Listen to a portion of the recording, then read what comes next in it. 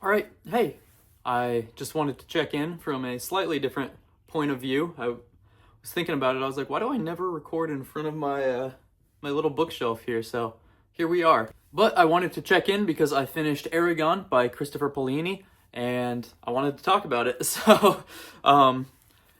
is obviously a YA fantasy book from early 2000s. I feel like a lot of people who were either my age or were probably readers back then knew about this book and series, and if not, you probably had heard of the terrible movie that had come out afterwards. I remember reading this first book in middle school sometime, and then I never read any of the rest of the series. Um, so I didn't remember much about it anyway, and I definitely didn't remember. I definitely didn't know any of the implications that are going to take place. So this kind of felt like a fresh read for me. I only really remembered the first little bit of the story, which I'll get into here. But I really enjoyed it, and I really want to talk about it because I'm excited to continue the series. So Eragon is a young, I think 16, 17-year-old boy who lives with his uncle and his cousin out on a farm that's kind of distant from the main town, and he is tasked on going out and hunting in the spine of the world, which is kind of like this foresty area that nobody really goes to because there's some dark magic kind of stuff associated with it. People just don't really like going into the spine, but Eragon does. He knows it pretty well, and so he goes into hunts. He ends up finding a stone of sorts on the ground, and he's not sure what it is, but he knows that it must be valuable because it's so it just feels valuable to him, I guess. And it's a unique looking stone, and he wants to take it to the market and sell it for food and stuff for his family to be able to help provide. So he picks up the stone and heads to town, where he meets with a man named Sloan at the butcher's shop. And Sloan doesn't know the value of this stone. He doesn't really trust it, but once he hears it's from the spine, he definitely wants nothing to do with it. He kind of just says, "Fuck you, Eragon." That's when another man enters named Brom, and Brom pays for all of the meat and stuff that Eragon wants to buy for his family. And Eragon is sent on his way with the stone and some meat. So he goes back home, tells his uncle and his cousin kind of what was happening and what happened. Eventually goes and kind of hides the stone away, and it hatches. It hatches into a dragon, which he eventually names Saphira. It turns out it wasn't a stone, it was a dragon egg this whole time that hadn't hatched yet, and it happened to hatch when Eragon got it. So he now has possession of this small dragon that he's not sure what to do with. Eragon finds that he is linked mentally with Saphira in some way where he can telepathically communicate with her, and they can talk to each other, through their minds, which is extremely helpful. Also, I will mention here, I started the audiobook. I probably read about this much with the audiobook. Holy God, I had to turn that off. It was so bad.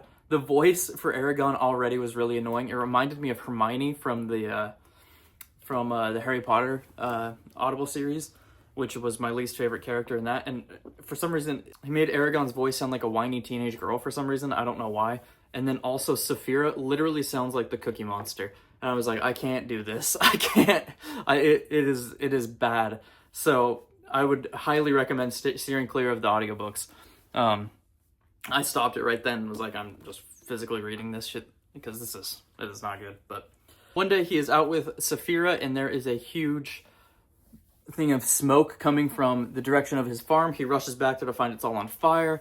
His uncle is trapped under some rubble and stuff. He frees his uncle, tries to pull him out. They take him all the way back to the healer in town, where he eventually dies. This upsets Eragon for a minute, but honestly not as much as you would think. He gets over it pretty quickly, and immediately just decides he wants to enact some sort of revenge against the Razak that had come and hurt his uncle. He also meets up with Brahm again here, and that is when they kind of decide what they're wanting to do together. Brahm has a lot of knowledge about dragons somehow, and finds out about Saphira, is cool with Saphira. Saphira trusts him. We're not really sure why yet. how all of this is working out, why Braum has so much knowledge of dragons, why he is able to communicate with Saphira in a way that Eragon can too. Sorry, I have something in my eye.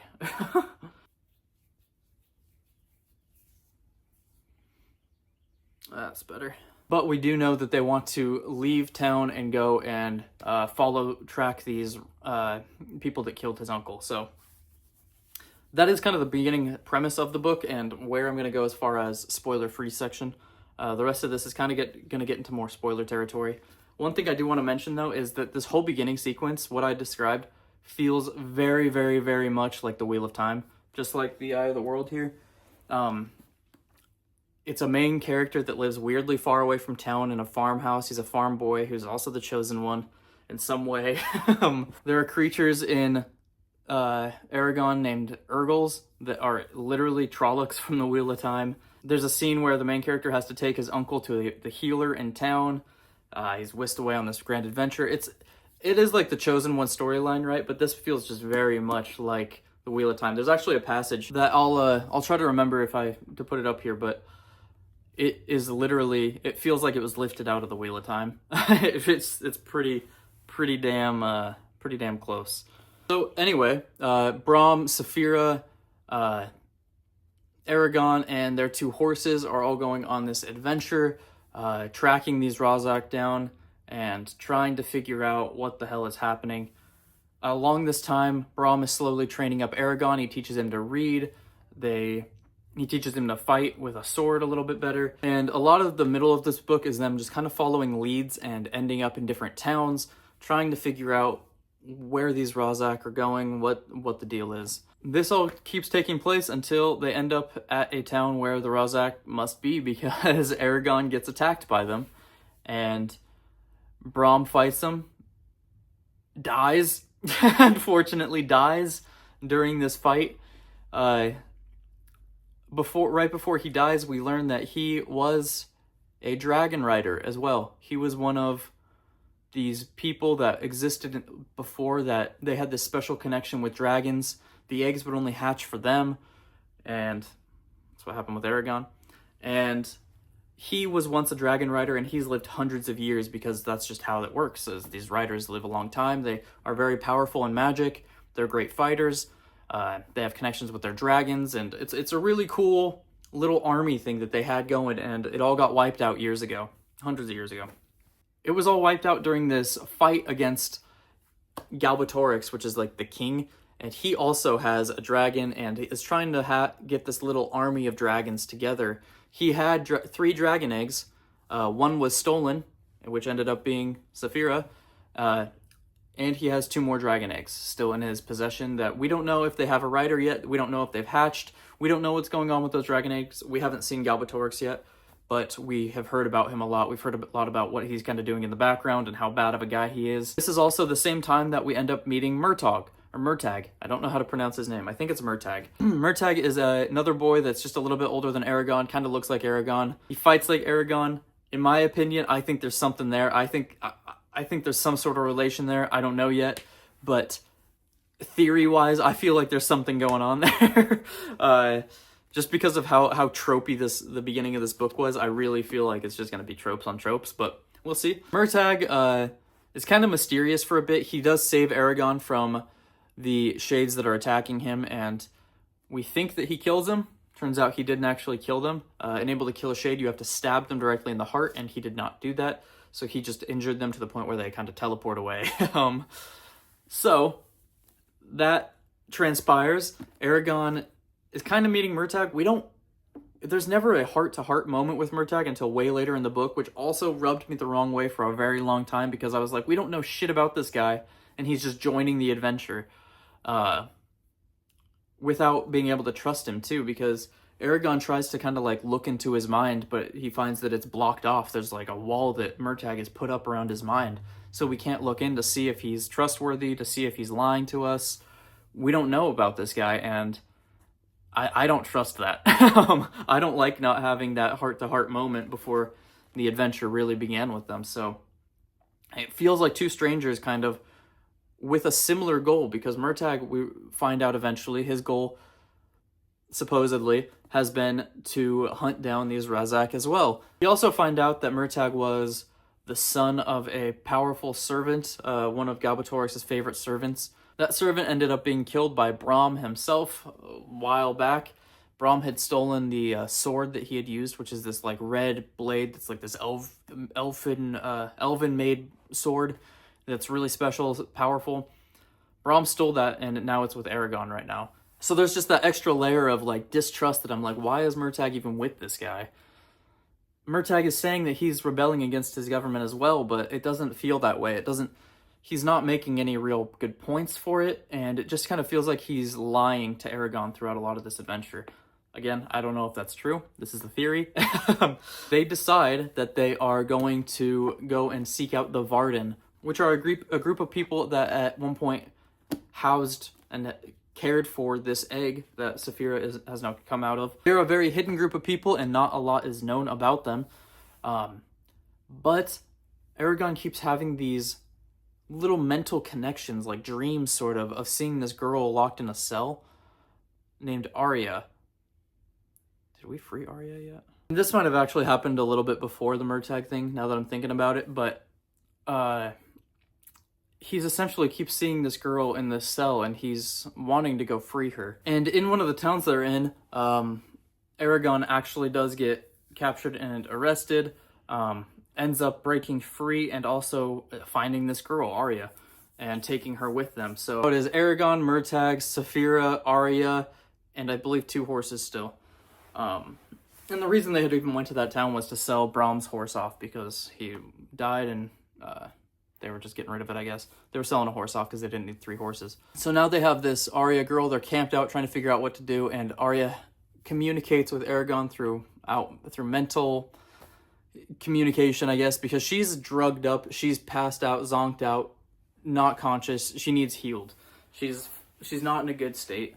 So Eragon's able to communicate with her for a minute and find out where the Varden live, because he thinks that they will be able to heal her, and also how to get into their little area, which is like knocking on this certain wall, and a little dance and jig he's got to do and able to get in.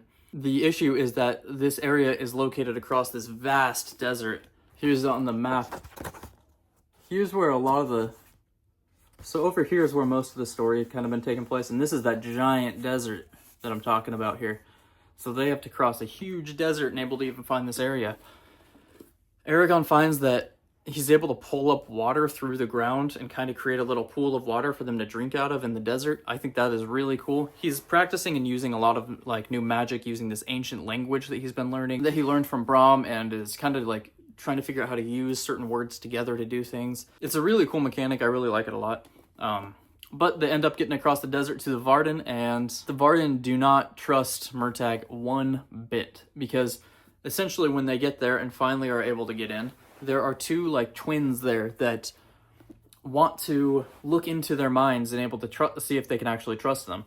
And Eragon allows it. Saphira helps a little bit and like blocks out certain parts of his thoughts, like some of the ancient words, some of the teachings, so that these twins don't get too much information. And Murtagh doesn't allow any of it. He doesn't allow them to look into his mind at all, and they also don't trust him because of his association with the Empire. So they put him in a prison cell, essentially, until the end of the book. He gets out for something at the end, but he's locked away now. Eragon, meanwhile, is like worshipped among these people because he's a dragon rider, and they love seeing Saphira and him fly around. They kind of do like a little presentation when they first get there. The Varden have them go and fly and make their presence known, and all of these people kind of like rise up with this like hope for whatever this is. They all worship this guy. They worship Eragon, essentially. And there's even a moment where a woman brings her baby to Eragon and is like, oh, please, like, bless this baby, bless my child. He whispers an ancient phrase over her of like, I think it's a good future thing. Like it means that she's going to have a good, powerful future. And Saphira actually leans over and like kisses her on the forehead. And this baby now is like put up on a pedestal in the village pretty much. And all these other women want their babies to also be blessed by Eragon. It's a wild little godlike moment that Eragon just kind of finds himself in. And it's really interesting. I like that, and I like where that might be going in the future of the series. That being said, while they're at this town with these Varden, I don't know how, and I asked my buddy who read this, I don't know if it might have been mentioned and I missed, but the Urgles, some like orc-like creatures, find where they're at, where the Varden are, and they end up getting in these tunnels, and they're trying to attack. So a big battle, a big war breaks out between the people of the Varden, which are like these dwarves, and other also people fighting and trying to defend their town against these orcs that are all pushing in, these Urgles. During this fight, he sees that some of his companions are starting to lose, and it's getting kind of rough out there, and that's when he locks eyes with the commander and fucking chief, the guy that tried to kill him originally, the shade that we thought was disposed of by Murtagh. I think his name ended up being Dorzan. He is one of the Razak guys. He's like the powerful big boy version of him, I guess. So Eragon gets locked in a duel with him, ends up stabbing him in the heart and killing him, but unfortunately takes a big slash to the back, and it's like a cursing slash, it seems like. He is having a hard time focusing, his mental is everywhere. Saphira was able to calm Eragon's mind a bit and help him, and he was able to be healed up and missed the end of the battle. He wakes up and everybody's kind of fine. I thought it was kind of an underwhelming end to this sequence. I would have liked to see the battle be played out a little more, but it was a short one-chapter battle. But it was still a big battle, so it kind of felt a little weird. The end felt a little rushed, but maybe it's just because it's YA and they just wanted to wrap it up. I don't know. But anyway, so Eragon had defeated the Shade from earlier, killed him, is now getting healed up. While he's in recovery, he gets a telepathic message of sorts from an elf way overseas that wants to train him, and that is where it kind of leaves off, is we're going to get healed up and make our way over to get further training from somebody that is going to be able to offer a lot more help. I don't know where this story is going. Murtagh is, by the way, out of his cell now. He was released during the battle to help fight. And there's like a little bit of trust now amongst the Varden and Murtagh. I still don't trust him. I still think he has some other hidden motive or something. He just doesn't... He seems really unnecessarily badass with no good backstory so far. There was a backstory about his mother and his father a little bit, but I don't trust the guy still. I can't describe it. I just don't trust him. But anyways, that is the story of Eragon, of the first book of Eragon. I very, very much enjoyed it. I'm excited to continue this series. Like I said, one of my best friends is the reason I picked this up. We're buddy reading it together, and he absolutely loves the entire series, so it's helping propel me to go forward in it as well. And it's been a lot of fun while I'm reading it. I'll text him theories, be like, "What? I think this is happening," and he'll just be like, "I don't know, buddy, I don't know." I think most of my theories are incorrect, I'll be honest with you. But regardless, I'm having a really good time reading it. I actually had started reading book 5 of The Wheel of Time first, about the start of this last week, and I read 50% of it, and I was like, fuck this, I am getting burned out of The Wheel of Time, and that's why I picked Eragon up, because I wanted just an easier fantasy to read, and I had so much more fun reading it than I have read any of The Wheel of Time. So I don't know what's going to go on with The Wheel of Time, and I'll probably talk about that during my end of month wrap up a little bit more. But The Wheel of Time, I think, is going to be in limbo for me for a bit, especially while I read Eragon, because Eragon's just more fun right now. So anyways, I'm sorry this video is so long. I'm looking at 30 minutes right now on my goddamn camera, but I just really wanted to talk and rant about Eragon. It's a lot of fun. It's easy to read, but it's also easy to get lost in. So I recommend picking this first book up. I'm excited to continue the series, and yeah, but anyways, I appreciate y'all for watching, and thanks.